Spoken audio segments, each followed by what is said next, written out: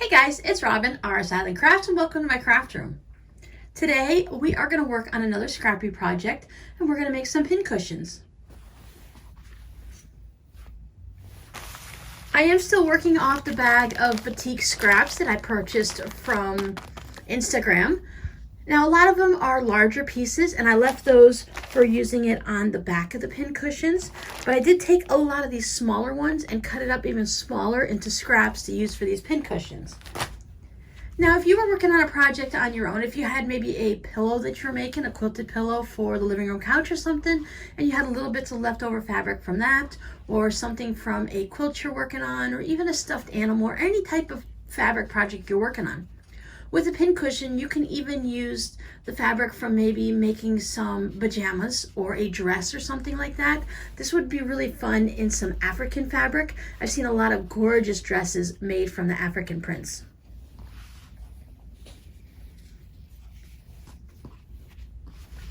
Now, since I'm using all batiks, it's kind of hard to tell, but I used this fabric here as my main fabric, and I'm putting it into all of my pincushions. If you had, I could have used like maybe a white or a black or a gray, a solid or a semi-solid, but I wanted to stick with all batiks. And when you're dealing with batiks, even the solids tend to be more of a model than have a design to it. But if you were just using your regular quilting cotton, it's nice to maybe have each little section separated by maybe a light gray or whatever happens to be your favorite color, or just go totally scrappy.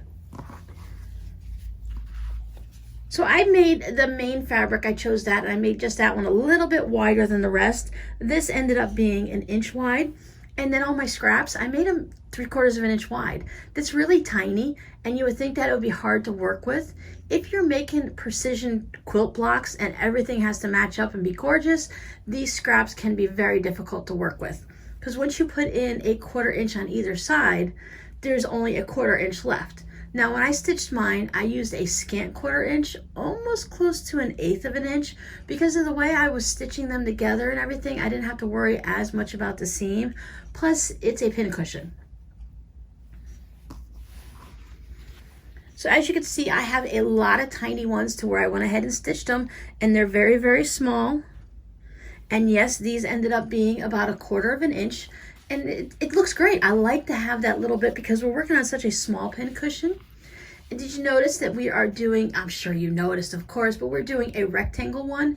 A lot of times you see the square pincushions, and we all have those, but it's nice to have one like this that maybe you can set into the throat plate of your sewing machine.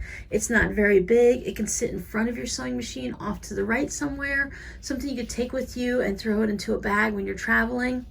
So I find that the designs like this, the narrower ones, are great. I don't need a lot of pins all the time, depending on what I'm doing. Even though I bet you could still fit quite a bit into a pincushion like this.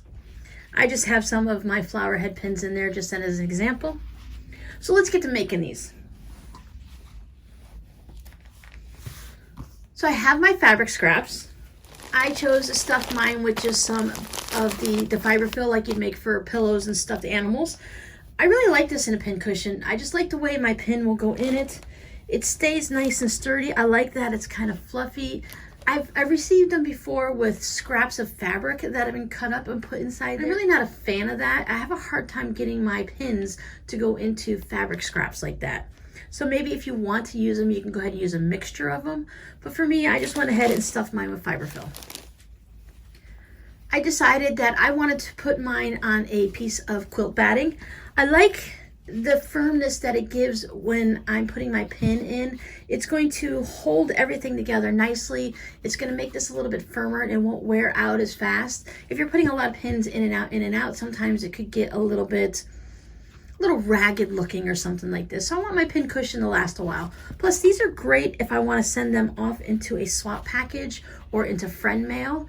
It's really nice to get a new pin cushion that has fabrics in it that you may not have at all. So it kind of brightens up your area a little bit.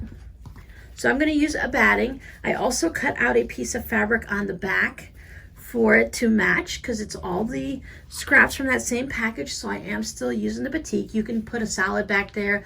You could also piece the back if you want, and you can use up twice as much scraps in one pin cushion.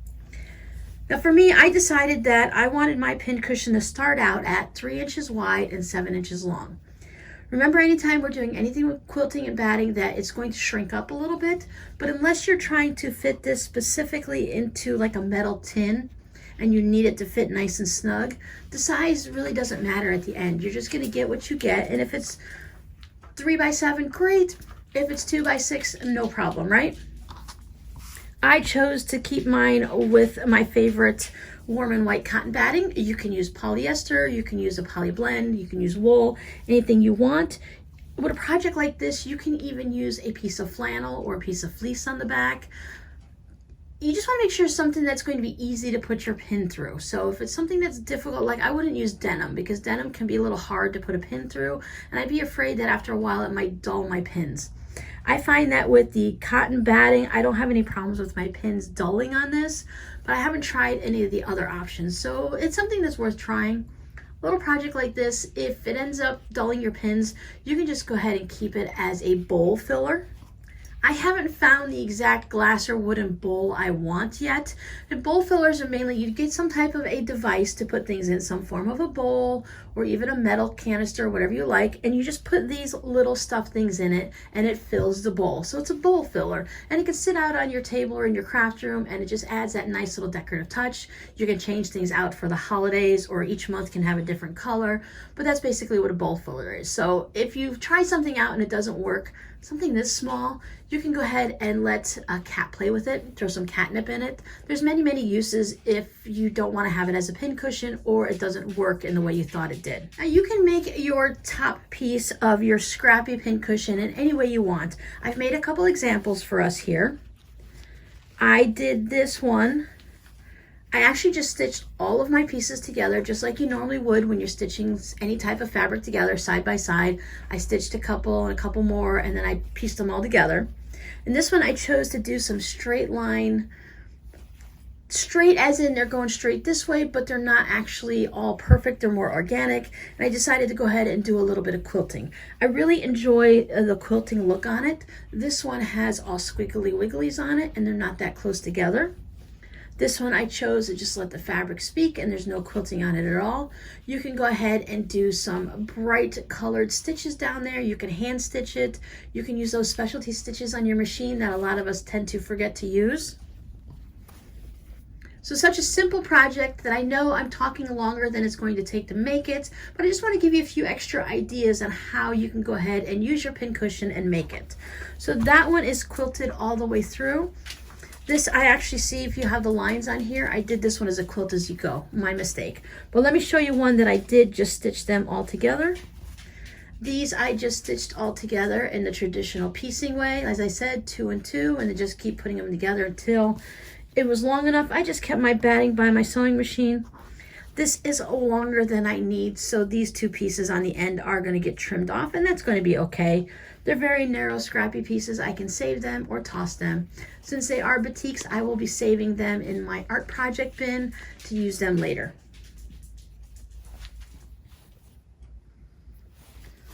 Now, if the idea of stitching all of these little strips together kind of makes you a little bit nervous, we have other ways we can do it.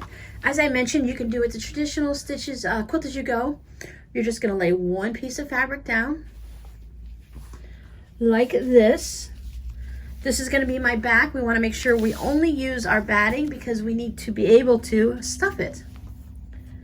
So I would choose one piece of fabric and I'd lay it down. If you want to have a design, you can go ahead and have a design. If you want it to be nice and straight and everything even, you can do it that way, or you can go totally crazy and go wonky.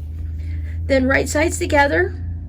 You're just going to lay your next piece down. You're going to take your sewing machine, and I did a very scant 1/4 of an inch. I wanted to make sure that I caught my seam, but I didn't have a very large seam. As you can see here, these are quite small. Many times I am under a 1/4 of an inch, and that is fine.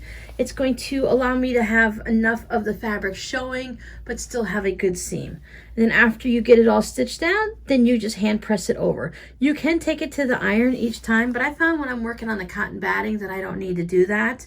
When I was stitching these together, I did go ahead and press each section of the two fabrics together, and then when I put the two together and had 4, I went ahead and pressed those again, and then my final press was just pressing everything together. I find that that's a little bit easier than trying to get all these seams to behave and lay down in any type of order.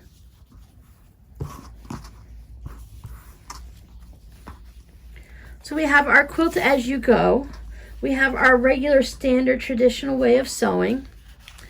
And I also brought out the calculator tape, and I just went ahead and stitched them down to that.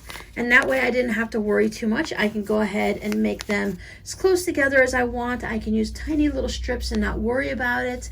And then if I wanted to, I can go ahead and make them a little bit wonky. Based on as small as the strips as that I had, it was a little bit harder to make them wonky. But I do have one that I'll show you in a little bit that I kind of wonked it a little bit. So then all I have to do is tear this paper off, and this will be ready to be turned into a pincushion. Tearing off the paper is just as easy as it was as stitching everything down and tearing everything else in the world when we're doing paper piecing. I just fold them over. I just pop it with my finger in the back, and I run a finger underneath it here. I used a smaller stitch length on the paper piece, the ones where I stitch into the paper. That just allows when you're stitching, the needle will make it perforated more, and it makes it easier to pull off your paper without ripping out any of your stitches. So once we decide on everything we have here, we've finished off our outside piece, the top of it. Once I did this, if you're going to go ahead and use batting on it, you can just actually, if you want, you can just go ahead and stitch together with the batting on it like this. I would trim it down to the size of the batting so it matches. But because of, you'd have to check what the batting you're using. With my cotton batting, I can go 10 inches apart with my quilting and it'll be perfectly fine. A lot of battings are 4 inches apart, and since this is only 3 inches wide, you can really do this without quilting it down. But I thought it was more fun to go ahead and add some quilting stitches to it, and then just have a little bit of fun and use up some thread and play with. Now, as you see, I didn't use any special stitches, but you can use them on your sewing machine and have a little bit of fun testing them out. Once you have it quilted or set up the way you want, then you're going to take these with your backing and you're going to put it right sides together. I did cut my backing just a little bit larger. Plus, as I said, when you're doing anything with cotton batting specifically, it's going to shrink down just a little bit. I think I only lost maybe a 1/4 inch all the way around, but it was no big deal. I just want to make sure when I take this to the sewing machine, it's going to be easier to stitch this way than trying to match up the sides perfectly. If I leave it to where I have about a 1/4 inch all the way around, a little extra is not going to hurt. I might slide this up a little bit, and then I have this piece of fabric that I can put into my little scrap bin and use it for something else. Take it to the sewing machine and you can do about a 1/4 inch all the way around. A lot of times people tell you to do a 1/2 inch when you're sewing and then to trim down the excess, but since we're already dealing with something that's only 3 inches wide, I would go ahead and stick with a 1/4 inch all the way around. I wouldn't go any narrower than that because you don't want to take the chance of your seam popping once you start filling it up with the fiber fill or whatever you're using. And then it ends up looking like this. So at this point, I am going to go ahead and trim off the excess fabric. I'm also going to trim my corners down. I don't want to get too close. I try, my guesstimations is usually about 1/8 inch. I just leave a little bit so that I don't have to worry about the seam popping at all there. And then I just trim along the edge of my batting because my batting was already trimmed up. When I got it to this point, I trimmed it up nice and even all the way around, so it's somewhere near the 3x7 or whatever you end up being. I like to put my ruler down on it like this, and I just line it up on that batting and I trim the excess off. And then when I spin it around to trim off the other 2 sides, I just let it be whatever it is. I line up on my cut sides already, and whatever ends up trimming it at, that's what it's going to be. As I said, I'm not too worried if it's exactly still 3x7. I just want it to be even. And really, if you want, you can kind of go ahead and make it uneven. It doesn't have to be a rectangle. It doesn't have to be a square or circle. You can make some type of a weird shape if you want. I don't want to have too much in my seam, so even though this is just a small amount, I will trim this off. And by trimming these corners, it's just going to reduce the bulk that is in our corners when we turn it the right side out.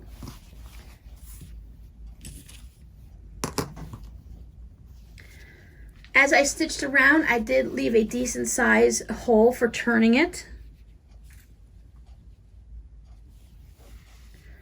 This time I left about a 3-inch. Last time I left about 1.5 inches to 2 inches, and I found it very difficult to get my fingers in there to stuff it. I was trying to make a smaller hole so that when I stitched it up at the end, I wouldn't have to stitch as much.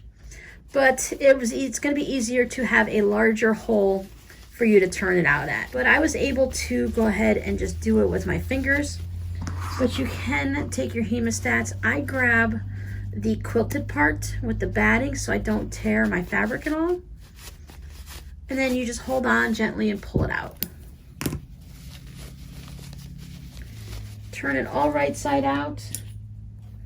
I use a crochet hook because they tend, for me, not to push out my corners. Some people use the tips of their scissors, and I tell you, every time I do that, I always end up popping a hole into my project. I'm trying to do most of my pushing on the batting side anyways instead of the fabric by pushing. I'm pushing a little down and out instead of coming up into this fabric here. That way the bulk of it is going against a more sturdy piece of fabric instead of just my batik here.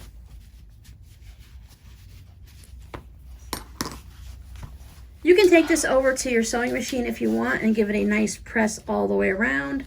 That will help this piece turn in for you, so that when we get ready to stitch it up, you're going to have a nice line across there to get it to sit nice. So let me go give this a good press. And now what we're going to do is stuff it with whatever we choose to. So I've got my fiber fill. I want to make sure that I stuff my corners really well. I don't want to have loose floppy corners.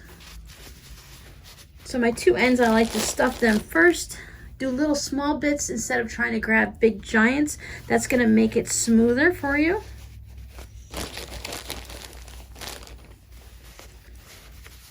I like to put my fiber fill in a little Ziploc bag so I don't have to take that giant bag out all the time. Some of the places you can buy it in a big box. I think it might be a 5-pound box or something like that. So it's nice, instead of having to have that box out all the time, I can store that in the closet and just pull out small bits of it like this and use it. Now remember, anytime we're stuffing anything, for those of you who haven't done much stuffing, it always takes more than you think to get it to be nice and full. You can have this rock solid if you want. I don't like to have mine super full. I like it to be firm. Ow, I stuck myself with a pin. I like it to be firm, but I don't like it. I still like to have a little give to it and not have it to be super hard. So I keep smooshing it to the ends, and that way I can just add my fiber fill to the center here. And when I think it feels about right, then I'm just going to go ahead and stitch this up. You can do it in a whip stitch, or you can do it in a ladder stitch. Sometimes I find using a little clip to be helpful when I have to use a opening this large. So as I'm doing this, I just kind of like push my stuffing down and out of the way. You can put some pins in it, but as you see, I'm really good at stabbing myself with pins. So I just put a little clip there to hold it, and as I'm stitching it through, I can just move the clip down until I get everything stitched. If you use a neutral thread or one that's going to work with your fabrics, it won't be noticeable if you get a little bit out. I did use a gray when I was stitching it, so sometimes you can see your stitches through if you fill it up too high or if you don't make your stitches small enough while sewing your pincushion. Now I just like to do the ladder stitch because I don't like to see all that thread around there.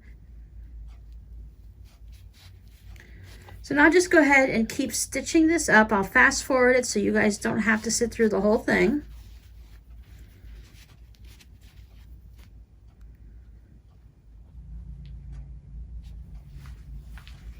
I went ahead and stitched it up as neat as I could possibly get it, and I think it's getting, as the more and more I do the ladder stitch and I close these things up, it gets better and better. It's almost not as noticeable. It's definitely not as noticeable as it used to be, and I'm able to close it up much nicer. It's another thing that's good to practice some stitches like that and how to do it. Now you're all set with your pincushion, or fill it up with catnip, or add some catnip to it, And it'll be good to give as a cat toy too. Now I could never give this to my dog because she would just tear it up in less than 3 seconds.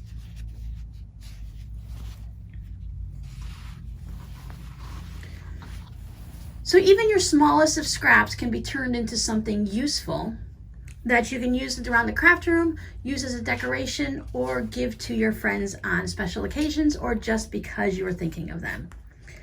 Thanks for hanging out with me again this week, and remember to create with Scraptitude. I'll see you next time. Bye.